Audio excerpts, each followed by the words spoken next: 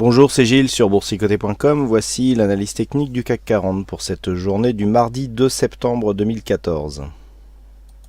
Et donc pour cette journée de rentrée, le CAC 40 nous offre une troisième bougie d'hésitation. Donc suite à la phase de hausse ici, on était revenu se reposer ici sur le retracement des 23,6%. Et puis les cours oscillent maintenant autour de la zone des 4383 points. Alors la configuration technique reste quasi identique avec ce RSI qui évolue à l'horizontale, le stochastique toujours en zone de surachat.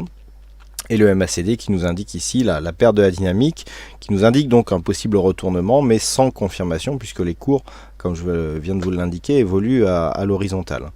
Du point de vue des volumes, on a toujours des volumes relativement faibles. Alors autant hier c'était une journée fériée, autant aujourd'hui le retour des investisseurs anglo-saxons aurait pu nous permettre de venir accrocher des volumes légèrement supérieurs, pas du tout. On reste ici dans des volumes relativement faibles. Du point de vue de la volatilité, on est faible aussi. Donc une configuration inchangée qui appelle un petit signal d'affaiblissement. Alors on a voulu ici casser cette zone des 4450 qui représente le plus haut suite à la phase de hausse que nous avions connue ici, donc sur la séance du 27 août. Mais cette cassure ici n'a pas été, elle est trop juste de toute façon, et elle n'a pas été confirmée. Et je dirais même que suite à cela, les cours sont redescendus.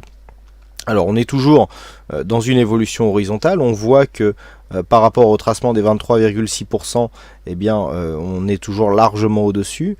Par contre cette zone ici des 23,6% devient de plus en plus intéressante à observer.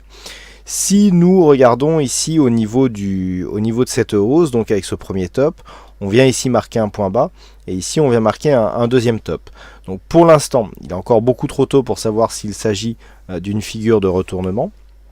Mais la proximité ici du retracement 23,6% par rapport au plus bas ici de la séance du 29 nous donne la possibilité d'une double validation d'un retournement baissier en cas de franchissement de cette zone. Pourquoi ? Premier élément, le fait déjà d'avoir un point bas significatif ici, eh bien, nous donne un point de repère. Deuxième élément, le retracement des 23,6% ici. On sait que d'après la loi de Fibonacci, si on vient casser ce retracement, l'objectif devient ici le retracement des 38,2% et signe donc le début de la phase de consolidation. Pour l'instant, nous sommes dans une phase de consolidation à plat puisque les cours évoluent ici autour de cette zone des 4383.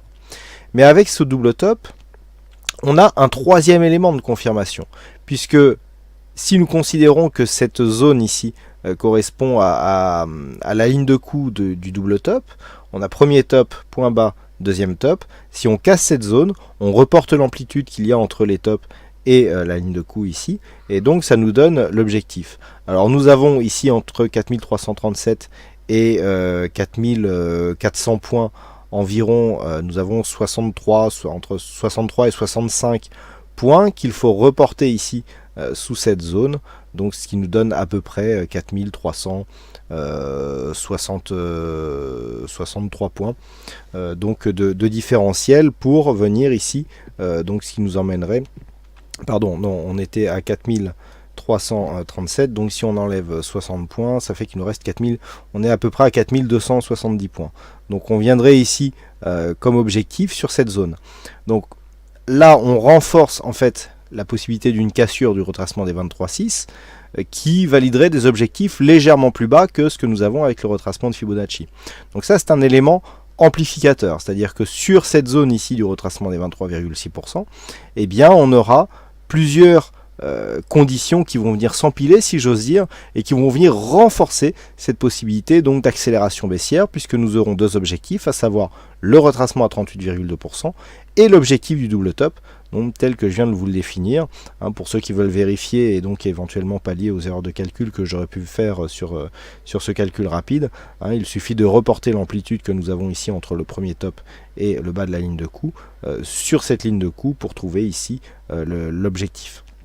Donc ça, c'est dans le cas où, dans l'éventualité où les cours viendraient ici casser cette zone. Alors si cette cassure intervenait demain, le signal serait encore renforcé par le fait que nous avons ici cette zone de support oblique ici haussière, qui définit la tendance puisque nous avons 3 points significatifs, qui serait là aussi cassé. Donc on aurait un autre signal de cassure de dynamique, puisque la rupture de ce support bien validerait une rupture de dynamique. Donc demain en tout cas, c'est vraiment cette zone qu'il va falloir surveiller, donc 4332, entre 4332 et 40 points.